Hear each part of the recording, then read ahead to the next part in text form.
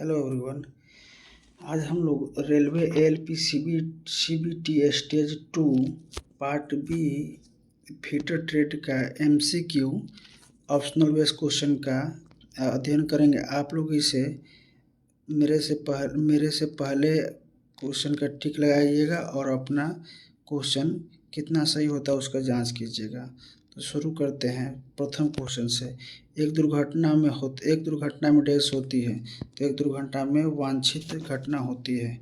कारखाने में बिजली से लगी आग के लिए डैश का प्रयोग करते हैं। तो कारखाने में लगी बिजली से आग के लिए हम आग बुझाने के लिए इसमें सीटीसी अग्निशमन का प्रयोग किया जाता है। विद्युत उपकरण की अग्नि को किस श्रेणी में शामिल किया जाता है? तो विद्युत उपकरण अग्नि को श्रेणी बी में शामिल किया जाता है। विद्युत उपकरण के श्रेणी बी में शामिल किया जाता है। 1 माइक्रोन बराबर होता है, तो दोस्तों 1 माइक्रोन के बराबर होता है 1/10,000 1 माइक्रोन में होता है 1/10,000 सेंटीमीटर।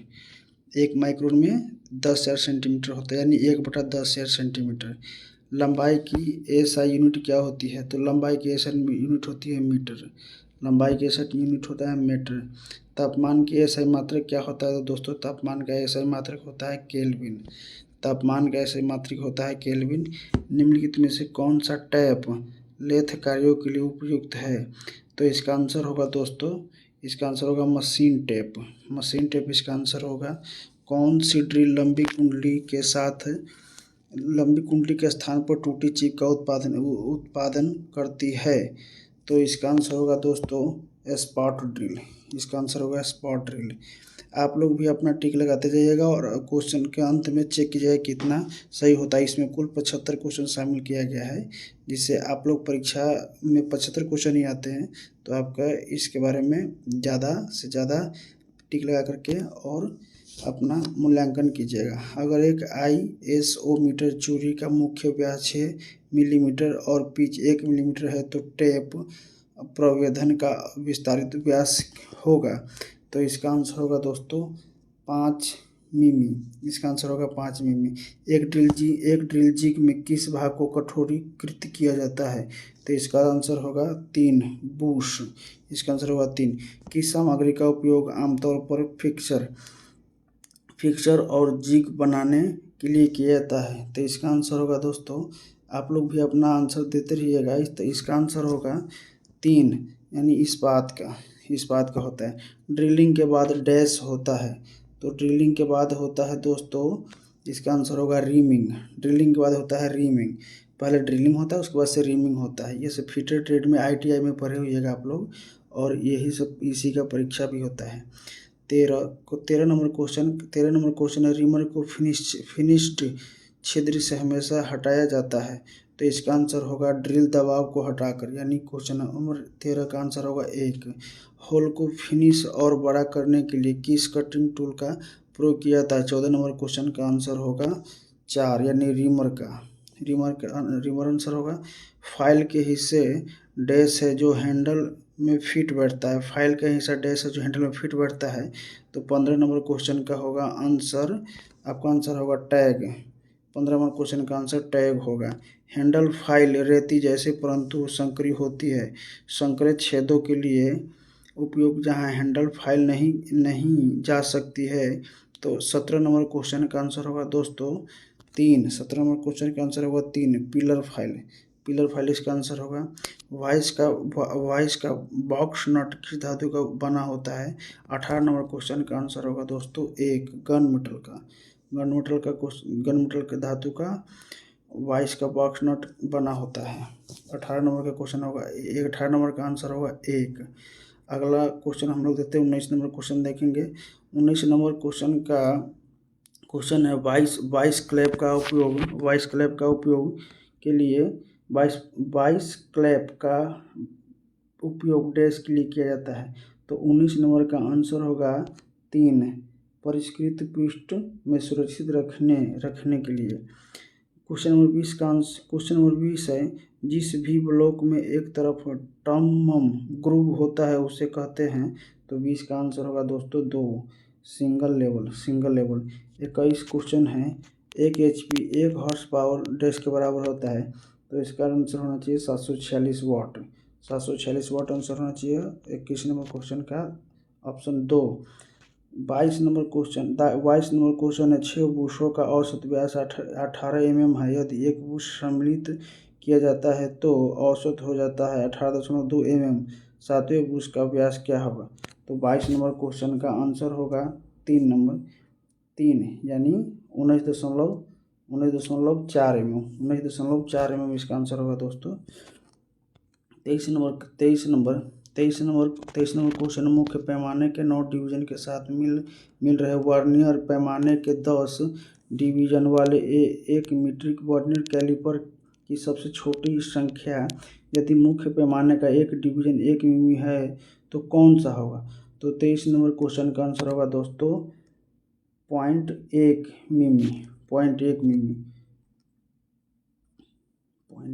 आंसर होगा। थोड़ा दूसरा चेंज करते हैं।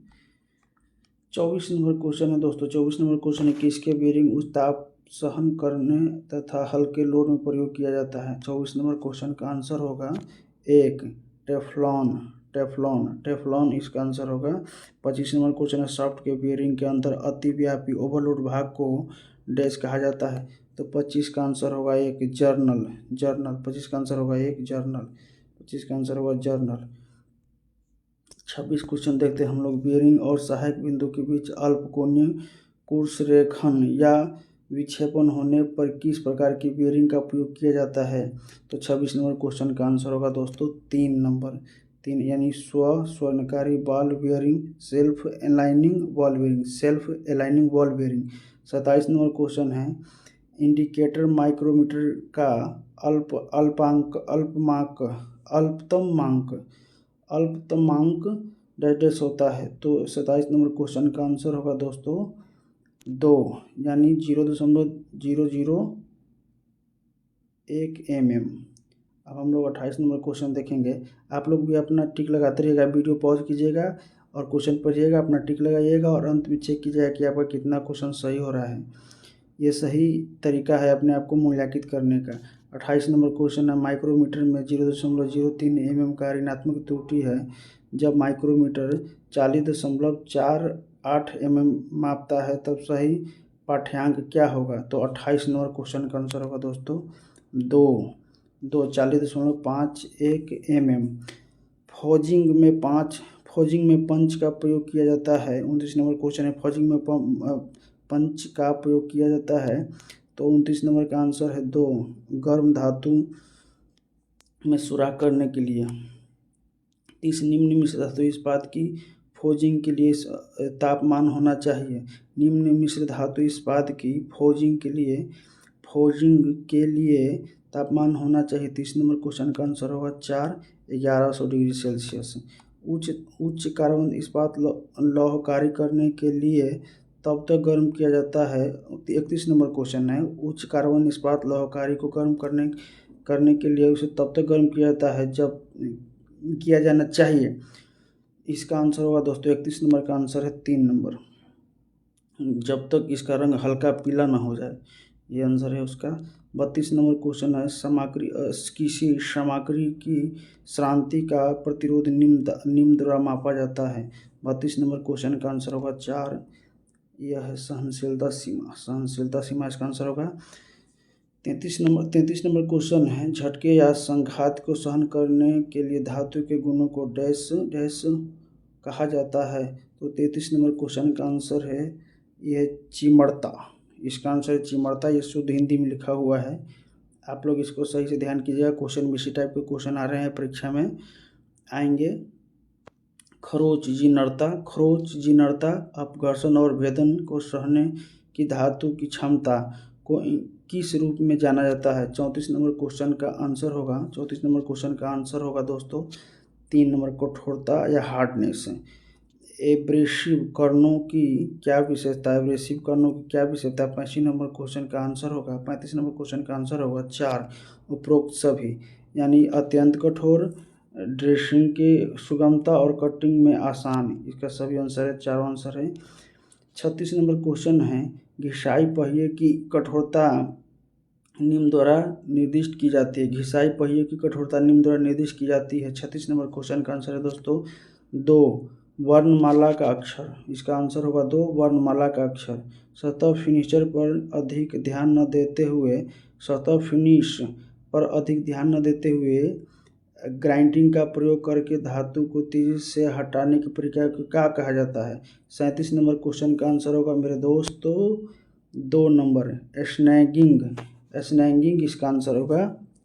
आप लोग भी टिक लगाते जाइएगा और अंत में अपना चेक कीजिएगा कि आपका कितना सही हो रहा है। आगे हम लोग 38 नंबर क्वेश्चन देखेंगे। 38 नंबर क्वेश्चन है दक्षिणावर्त दिशा में घूमते वक्त कसने वाला बोल्ट है। तो इसका आंसर होगा 38 नंबर क्वेश्चन का आंसर होगा 2 दाएं हाथ की चूड़ी। दाएं हाथ की चूड़ी दक्षिणावर्त दिशा में घूमते वक्त कसने वाला बोल्ट है दाएं हाथ की चूड़ी। एकल आरंभी चूड़ी के लिए लीड बराबर होता है। 39 नंबर क्वेश्चन है। 39 नंबर का आंसर होगा पिच। 39 नंबर क्वेश्चन का आंसर है पिच। फ्लाई प्रेसेज और स्क्रू जैक्स के लिए किस प्रकार के थ्रेड का प्रयोग किया जाता है। तो 40 नंबर क्वेश्चन का आंसर है 40 नंबर क्वेश्चन का आंसर है 3 यानी स्क्वायर। 40 नंबर क्वेश्चन का आंसर है 3। निम्नलिखित में से किसका होनिंग प्रक्रिया में प्रयोग किया जाता है। होनिंग प्रक्रिया में प्रयोग किया जाता है। 41 नंबर क्वेश्चन का आंसर है 4 एब्रेसिव छड़ी का। होनिंग प्रक्रिया में प्रयोग किया जाता है एब्रेसिव छड़ी का प्रयोग किया जाता है। 42 नंबर क्वेश्चन है शान यानी जो हम लोग किसी चीज़ को शान चढ़ाते हैं, जैसे कोई धारदार हथियार पर शान चढ़ाते हैं, शान। होनिंग डैश की परिपूर्णता की प्रक्रिया है। 42 नंबर क्वेश्चन का आंसर होगा आपका 2 अंदरूनी व्यास। नॉन फेरस मेटल को होनिंग के लिए डैश एब्रेसिव का हेनिंग टूल प्रयोग किया जाता है। 43 नंबर क्वेश्चन का आंसर होगा 43 नंबर क्वेश्चन का आंसर है 2 सिलिकॉन कार्बाइड। 43 नंबर क्वेश्चन का आंसर है 2 सिलिकॉन कार्बाइड। 44 नंबर क्वेश्चन है निम्न में से अर्धस्थायी स्नेहक। 44 नंबर क्वेश्चन है निम्न में से अर्धस्थायी स्नेहक कौन सा है। तो 44 नंबर क्वेश्चन का आंसर हो जाएगा 3 यानी ग्रीस इसका आंसर है। अर्धस्थायी स्नेहक है ग्रीस। मशीन के स्नेहक में किस उपकरण का प्रयोग किया जाता है। मशीन के स्नेहक में किस उपकरण का प्रयोग किया जाता है। 45 नंबर क्वेश्चन का आंसर होगा 4। 45 नंबर क्वेश्चन का आंसर होगा 4 इनमें से सभी। आयल कैन, ग्रीस गन और आयल गन ये तीनों का प्रयोग किया जाता है मशीन का स्नेह करने में।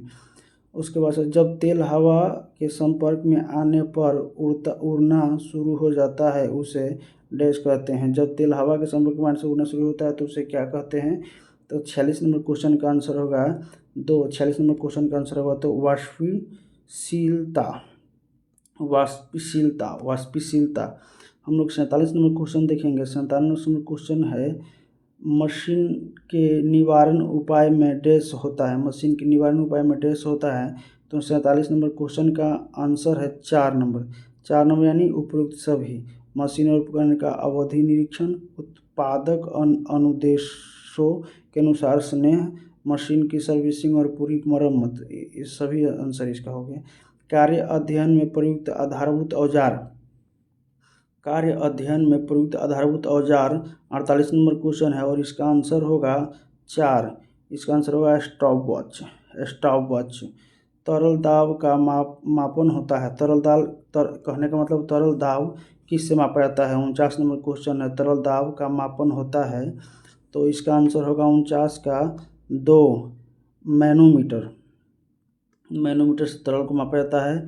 पाइपलाइनों में वाटर हैमर डैश की वजह से होती है। पाइपलाइनों में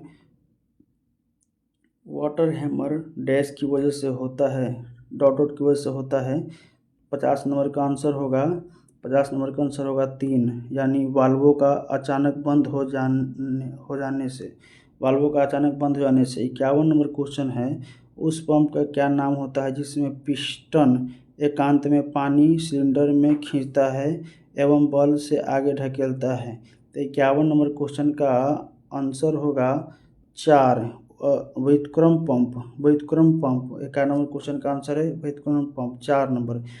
कार्बोराइजिंग ज्वाला में डॉट डॉट होता है, कार्बोराइजिंग ज्वाला में डॉट डॉट होता है।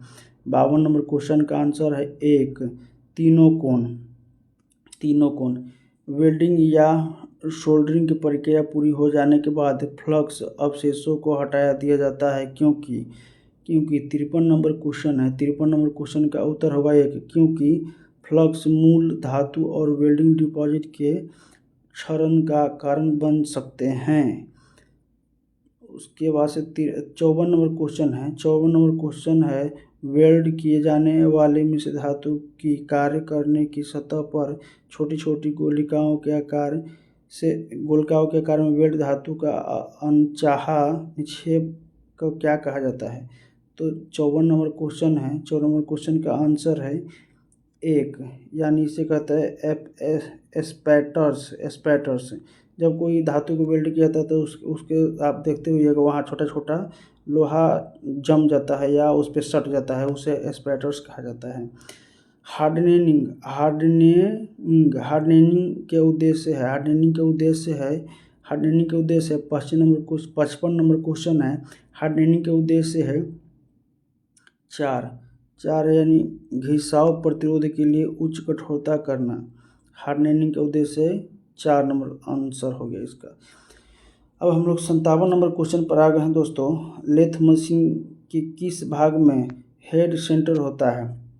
लेथ मशीन के किस भाग में हेड सेंटर होता है? 57 नंबर का आंसर हो गया 4, टेल स्टॉक में। निम्नलिखित में से कौन सा भाग लेथ और शीर्ष स्लाइडर पर बिल्कुल सही बैठता है? निम्नलिखित में कौन सा भाग लेथ और शीर्ष स्लाइडर पर बिल्कुल सही बैठता है? 58 नंबर क्वेश्चन का आंसर होगा 2, यानी tool post.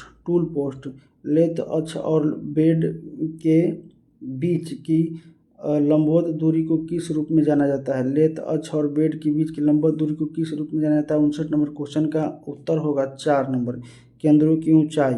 59 number. 60 number question अब हम लोग देखेंगे। नट के आयाम के संदर्भ में